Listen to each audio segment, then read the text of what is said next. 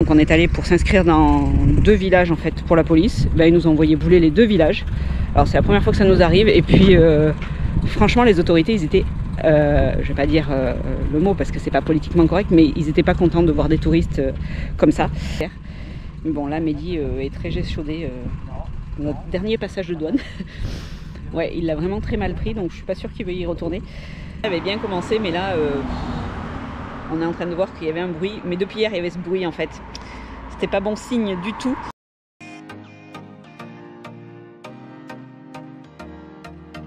Bon, salut tout le monde. Regardez, ça fait pas du bien de retrouver les spots nature. Non, c'était très bien. Du coup, récap de la journée d'hier, parce que c'est un peu cacafouillage. Hein. Donc hier, on est parti gentiment le matin en fait, en se disant on va aller visiter le palais au milieu du désert comme on vous a dit, puis on descendra direction le Sahara doucement. Et j'avais pas mieux regardé la route que ça. En fait, j'avais pas trop envie d'aller en Algérie depuis le départ, donc du coup j'ai fait aucun itinéraire, aucun plan, rien du tout. Donc du coup on commençait à descendre et on a éclaté un pneu. Le pneu là, qui la dernière fois a crevé, donc les pneus sont out. On a donc mis la roue de secours, on roule avec la roue de secours. Vous allez me dire c'est pas grave.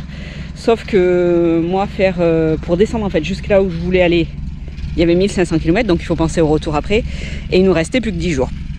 Donc 10 jours pour faire 3000 km pour nous c'est hyper court parce que du coup ça nous fait faire à peu près 300 km par jour. Au final on visite rien du tout, on est toujours en train de rouler, c'est fatigant. Au final on s'est dit qu'on n'avait pas trop envie. Donc on n'était plus qu'à 200 km de la frontière tunisienne et on s'est dit coûte que coûte on va essayer de trouver un pneu déjà. On a fait les grandes villes du sud, impossible de trouver un pneu. Du coup on s'est dirigé vers la Tunisie, puis on a dit, malgré qu'on se dirige vers la Tunisie, on va quand même continuer à chercher un pneu pour réparer en fait ce qu'on a. Alors quitte à changer les 2 pneus à l'avant, hein, de toute façon les 2 ils sont out. Et on trouvait personne. Donc il est arrivé à 6 h du soir où c'est que il fallait trouver un endroit où dormir. Donc on est allé pour s'inscrire dans 2 villages en fait pour la police. Ils nous ont envoyé bouler les 2 villages. Alors c'est la première fois que ça nous arrive et puis franchement les autorités ils étaient je vais pas dire le mot parce que c'est pas politiquement correct, mais ils étaient pas contents de voir des touristes comme ça. Donc du coup très compliqué, ça a un peu énervé Mehdi. Il a dit il nous restait 60 km pour passer la frontière, il a dit on passe la frontière. Donc on arrive côté Algérie, donc tout se passe bien, ils nous font passer devant. Alors loin de la stupidité qu'on a vécu la dernière fois où c'est qu'on est passé au milieu des voitures et qu'ils ont refusé de nous faire passer côté poids lourd, qu'on s'est retrouvé au milieu de tout ce bazar. Ce coup-ci, non, ça s'est très bien passé. Ils nous ont fait passer de côté, même si on a attendu. Enfin bon, c'est normal. Hein, on n'a pas passé devant tout le monde ou quoi que ce soit. Donc on a attendu notre tour comme tout le monde. Après est arrivé un moment où c'est que donc ils viennent pour fouiller le camion. Donc il nous dit vous avez quelque chose à déclarer? Non, c'est notre maison, donc nous on n'a rien à déclarer de particulier. En plus ça, franchement, nous quand on est dans un pays, on vient pas là pour remplir nos soutes ou quoi que ce soit. On n'est pas en vacances, c'est notre maison, c'est notre façon de vivre. Donc du coup on fait pas ça. On achète local à chaque fois qu'on peut et on consomme sur place, mais on ne fait pas des réserves quoi. Donc on avait fait notre plein de carburant, tout nickel. Et là il me dit il faut payer la taxe pour le carburant. Ok, pas de problème. Combien on doit te payer? Et il commence à me dire 12 000 dinars. Quoi, il me dit 1 million ou 10 millions, je sais pas. Enfin bon, il parle en millions, ils ont encore 10 ans de retard. Moi j'y comprends rien, leurs millions. Ça me gonfle. Donc Mehdi il part avec 3 000 dinars. Et il revient, il me dit mais c'est pas assez, ils veulent 10 000. Je lui dis quoi? Je dis 10 000 ça fait 75 €. Je fais non mais ils sont fadas. Je fais moi je paye pas 75 € pour avoir mis 100 litres de carburant en Algérie. Je dis c'est quoi cette histoire? Donc du coup, hop, je pars. Maintenant vous me connaissez. Je pars là-bas et du coup le gars il commence à m'expliquer mais madame en fait ça fonctionne par catégorie. C'est-à-dire que les voitures c'est 50 dinars. Après quand c'est camionnette c'est 350. Après plus gros, ainsi de suite ça monte le prix. Je lui dis mais pourquoi on paye aussi cher? Je fais nous on est comme une camionnette quoi, enfin bon. Et puis en plus ça il me dit professionnel. Je lui dis professionnel de quoi? Je lui dis c'est ma maison. Je lui fais je vais voir celui qui a visité, je vais le voir. Je lui dis mais t'es monté dans mon camion, tu as vu, c'est ma maison. Je lui dis pourquoi tu me dis que je suis professionnel? D'où tu as vu que j'ai exploité votre carburant? Et il me dit non mais tu comprends pas, c'est au poids du véhicule. Et il me dit t'as 3,5 millions. Mais je dis mais qu'est-ce que tu me racontes? Encore 1 million. Donc en fait il se trompait. Depuis le début, sur la carte grise il y a marqué 3500 kilos. Depuis le début, pour lui c'était 35 tonnes. Non mais je lui dis mais je fais pas 35 tonnes, j'ai vu la taille du camion, s'il faisait 35 tonnes ça se saurait. Je lui dis c'est 3,5. Il me fait ah, donc du coup ils sont repartis calculer, Vatali, puis il me dit 5000 dinars. Donc 5000 déjà ça commence à être plus correct.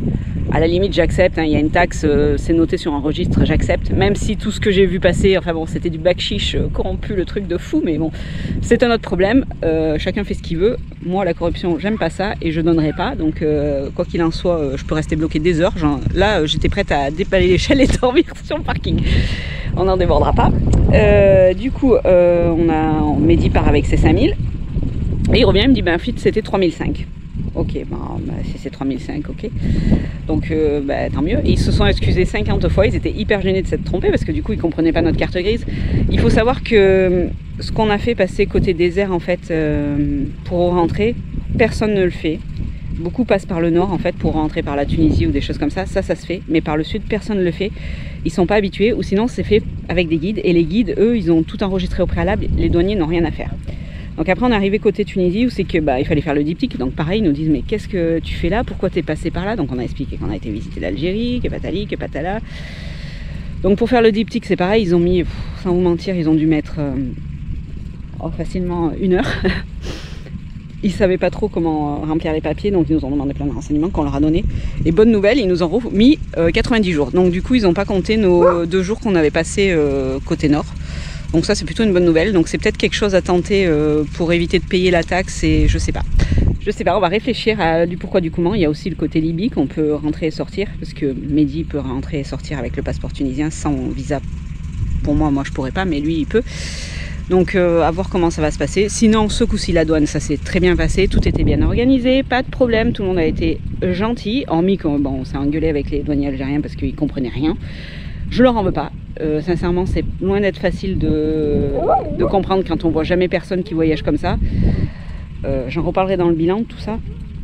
Mais ouais c'était pas facile pour eux, donc ça j'ai pu le comprendre. Après ouais, ça a quand même crié un peu parce que du coup, il voulait pas démordre que c'était 12 000 et moi je lui dis non mais t'es fou, je lui dis j'ai que 100 litres d'essence au final, donc je vais pas payer 75 € 100 litres d'essence, ça me revient aussi cher que, pas en France mais pas loin quoi, donc du coup je lui dis non mais tu te détends. Et ouais, ça a été assez tendax jusqu'à la fin, c'était pas nous qu'on était en tort, donc voilà, c'est comme quoi il faut tenir tête et pas se laisser faire non plus. Comme la première fois, il y en a qui l'ont pris mal, mais quelque part, c'était pas pour nous en fait qu'on faisait tout ça à la douane. On s'est juste retrouvé au mauvais endroit au mauvais moment. Les douaniers tunisiens n'ont pas voulu nous faire passer côté poids lourd parce qu'ils croyaient qu'on allait doubler tout le monde, mais en fait on s'en fout. Moi je m'en fous de rester 2 heures sur un parking à attendre que toutes les bagnoles elles passent. Le problème c'est que je veux pas écraser quelqu'un parce que c'est tellement facile que quelqu'un passe sous tes roues, après tu dis ah c'est ta faute, tu m'as roulé dessus. Ça nous est arrivé dans la queue de la première douane. C'est-à-dire que le mec tu lui dis de s'arrêter parce que t'as un rayon de braquage, il continue d'avancer, il passe sous tes roues. Après il te dit ah mais c'est pas bien d'écraser les gens. Mais d'où on écrase les gens? On n'écrase pas les gens, au contraire. Nous on est européens, on respecte, il y a une règle, il y a on suit la loi quoi, en fait, voilà, qu'on suit la règle. Côté Tunisie c'était du grand n'importe quoi la dernière fois, enfin bon voilà, nous on n'y est pour rien, on s'est retrouvés là au milieu, au mauvais endroit, au mauvais moment, et voilà, après on n'allait pas non plus se laisser faire et attendre que le temps passe et rouler sur quelqu'un quoi, ça se fait pas, même si les douaniers nous ont dit de faire ça, sincèrement ils nous l'ont dit, bon, je peux pas. Donc du coup, planning du jour d'aujourd'hui, on va couper court, planning du jour d'aujourd'hui, on va appeler nos amis à Djerba en fait, on avait laissé des pneus à Djerba, les mêmes que ceux-là, voir s'ils sont toujours là, parce qu'on les avait mis en vente, on ne sait pas s'ils ont été vendus ou pas, parce que ça fait 1 an qu'on est parti. S'ils n'ont pas été vendus, eh ben, on va en récupérer 2 dans un premier temps, pour pouvoir rouler, parce qu'il y a déjà 300 km encore pour rejoindre Djerba, on a déjà fait 180 km hier sans route de secours. Moi je suis en stress, je vous assure que je suis vraiment en stress, en sachant que le deuxième pneu qu'on a, il n'est pas bon non plus, ça me stresse beaucoup. Sinon, il faut descendre sur Ben Garden, où c'est qu'il y a 2 ans, on avait acheté nos pneus là-bas, nos pneus route, qu'on aimait beaucoup d'ailleurs. Mais Ben Garden, c'est encore 100 km de plus, donc ça me fait vraiment très peur. Non, là, sur le coup, je flippe de ouf, en fait, en me disant que ouais, si un pneu éclate, on est dans la mouise. Donc, ouais, on va essayer de contacter nos amis et descendre sur Djerba tranquillement. On va se taper 300 km aujourd'hui pour descendre sur Djerba, et après, on va se poser quelques jours. Comme je vous ai dit, le fait de rentrer en Tunisie, c'est quelque chose qui est décevant parce que du coup on n'a pas utilisé notre visa jusqu'au bout. Mais je pense qu'il nous serait arrivé quelque chose dans le désert parce que c'était trop court en fait. Pour faire le désert, je pense qu'il faut rentrer par le sud et faire que le désert. Mais bon là, Mehdi est très échaudé. Notre dernier passage de douane. Ouais, il l'a vraiment très mal pris, donc je suis pas sûre qu'il veuille y retourner. Moi je sais que ça fait partie du jeu en fait et que voilà, c'est comme ça. Lui, il a beaucoup plus mal pris en fait, ou c'est qu'ils ont eu des mots envers lui et que ça se fait pas. Quand moi je suis témoin mêlé, forcément, ben ils ont rien dit, hein. Mais bon, c'est comme ça. Du coup, ouais, ben ça, on va retourner sur Djerba. Mehdi se reposera aussi parce qu'il a son bras qui gonfle et je pense qu'il est en phase de crise et c'est compliqué. Et tourner le volant sans arrêt, c'est pas facile. Donc, ouais, il a bataillé avec le moteur. Resserrer les boulons comme il resserrait, ça lui a travaillé sur son poignet. Et du coup, ben, ça l'a fatigué. Donc, ça sera l'occasion aussi pour lui de se reposer un peu et de voir qu'est-ce qu'on fait par la suite. Après, il y a des copains qui doivent arriver. Donc, on retournera au désert tunisien avec les copains. Et puis voilà. Allez, je vous fais des grosses bises et puis nous on continue. A plus. Bon, la journée avait bien commencé, mais là, on est en train de voir qu'il y avait un bruit. Mais depuis hier, il y avait ce bruit en fait. C'était pas bon signe du tout. On croyait que c'était les pneus parce que bon, bah, vu qu'on a changé un pneu, en fait, on a mis celui-là, celui de la roue de secours, mais apparemment il a pas le même flanc. Enfin bon, je sais pas, ça fait du bruit quoi. Par contre, la Mehdi, c'est quoi quand on est en train de casser? La transmission. La transmission. Donc du coup, ils sont en train de regarder pour prendre la transmission avant, prendre la tête, le mettre sur l'arrière, qui est l'arrière qui est cassé. Et on a des copains qui arrivent là bientôt, semaine prochaine. Donc on va voir, on en a une à la maison pour se la faire envoyer. En fait, mon fils va l'envoyer en Italie et de l'Italie, après, il va nous la ramener comme ça. Mais bon, c'est pas très grave, c'est juste pour les 4 roues motrices. Mais c'est pour éviter que tout casse en fait. Faut prévenir. Mieux vaut prévenir que guérir.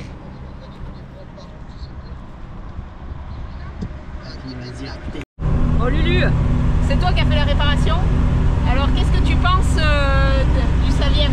C'est de la grosse merde, tu le dis tous les jours. Mais là sur le coup... Chrono, ils ont réfléchi. Attends, parce qu'on t'entend pas.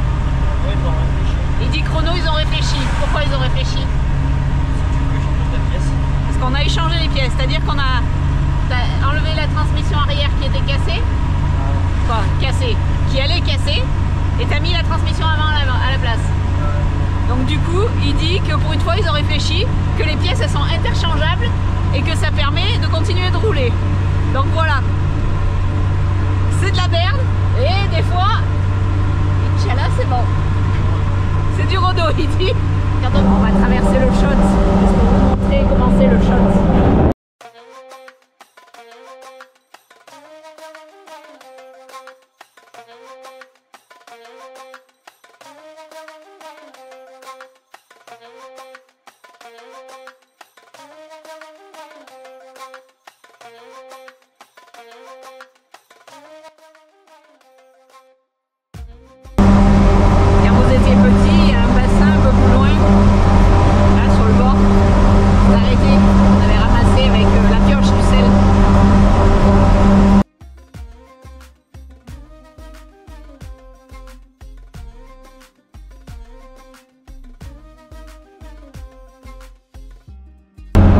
C'est vraiment un beau décor. Hein.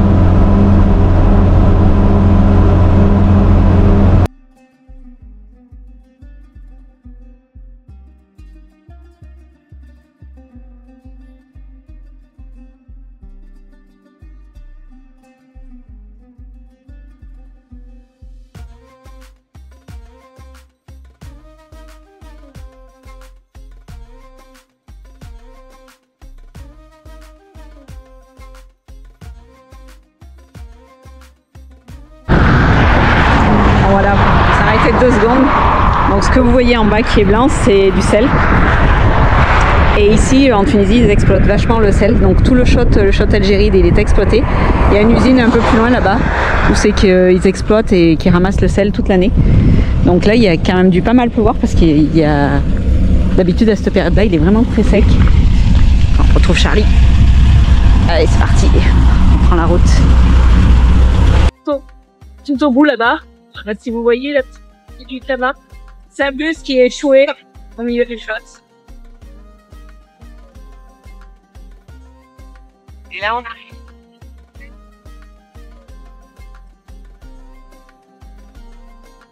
Ouais, on arrive sur l'usine qui traite le sel.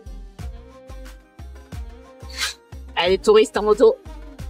Chose les mecs.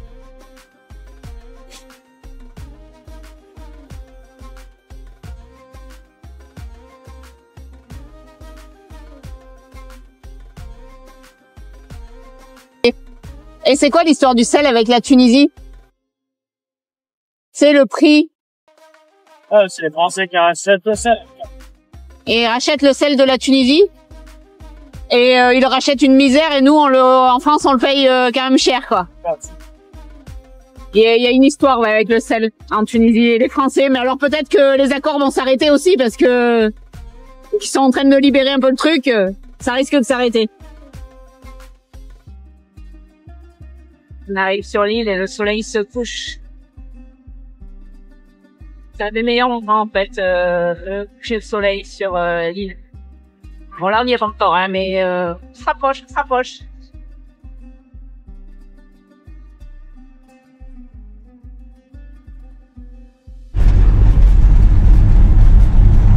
On arrive au bac, comme d'hab il y a la queue, on va tourner et se mettre dans la file. Et après on prendra le bac. Là on est là pour au moins 1 heure, je pense. Peut-être même plus, ouais. Du coup, on a avancé. Alors le bac c'est ça en fait, dès qu'il y en a un qui arrive, vous avancez quand même pas mal. Là ça continue d'avancer. Là, juste là où il y a les barrières, en fait c'est un contrôle police. Pour entrer sur l'île, il y a un contrôle police des deux côtés. Hein, parce que pour entrer sur l'île, en fait, il y a 2 voies. Soit vous prenez le bac, qui coûte rien. C'est 800 millim, non? Ouais, 800 millim pour les gros camions. Pour les gros camions, sinon les voitures, je sais même plus combien c'est. On payait, je sais plus, enfin, on sait rien du tout. Et par contre, c'est très long, en fait, le bac, c'est pas très bien organisé. Ils en mettent qu'un. Ils ont peut-être pas les moyens. Après, je sais pas, peut-être que les bateaux sont pas en bon état. Et sinon, vous pouvez rentrer de l'autre côté par la voie romaine. Mais la difficulté, c'est qu'en fait, quand vous arrivez du nord, passer par la voie romaine, ça fait faire 100 km de plus. C'est quand même pas mal. Et après, quand on arrive du sud, par contre, passer par la voie romaine, c'est juste normal. Mais voilà, il y a 2 entrées pour entrer sur l'île. Et à chaque fois, il y a des contrôles police. Alors, vous vous faites arrêter ou vous vous faites pas arrêter. C'est aléatoire. Mais il y a des contrôles police, on rentre pas sur l'île comme ça. L'île est quand même sécurisée à ce point-là. De ce point de vue, l'île est sécurisée. Et sur l'île, les zones touristiques aussi sont surveillées H24 en fait. Donc Djerba, c'est la petite île où c'est qui fait bon vivre. Où c'est que bah, là, vous n'avez pas vu, j'ai pas filmé, mais il y a un mec qui était en panne et ils se sont aidés, ils ont poussé la voiture. Enfin, bon, normalement, ils sont assez sympas. Pas trop de problème à Djerba. On arrive au portail des bacs au bout de combien de temps ça fait qu'on est là? C'est quelle heure? 18h52. Oh, ça va bien faire 1 heure, ouais. Ça fait 2 ans que c'est le bazar comme ça. Avant ils en mettaient plus, mais là maintenant c'est tout le temps le bazar. Faut être patient ici. Bon, vous l'avez vu dans la dernière vidéo à la douane, on était patient. Pas le choix. Ce qui rend fou, c'est quand ils passent tous devant, mais ici ils sont disciplinés, donc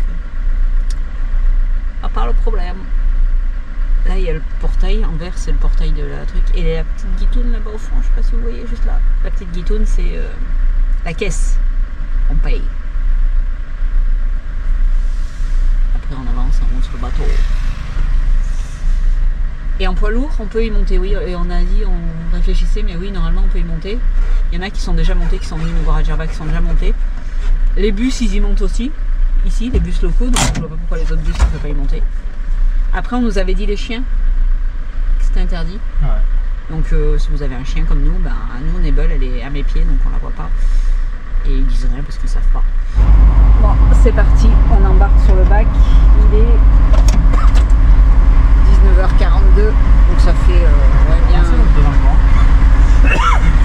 17h, ouais, presque 3 heures qu'on est là. Le temps qu'on traverse, ça fera 3 heures. Donc voilà, c'est comme ça, il faut être patient.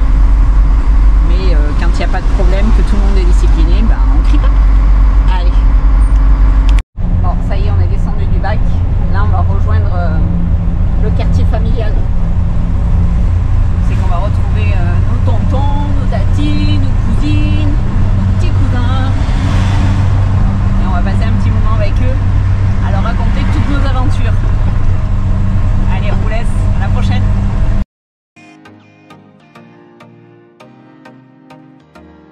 Et n'oublie pas, Si tu es curieux et que tu veux des news croustillantes, on est régulièrement sur, quotidiennement même, sur Instagram et sur Facebook, c'est que tu peux nous suivre. Allez, on te laisse aller t'abonner. Ciao, bis!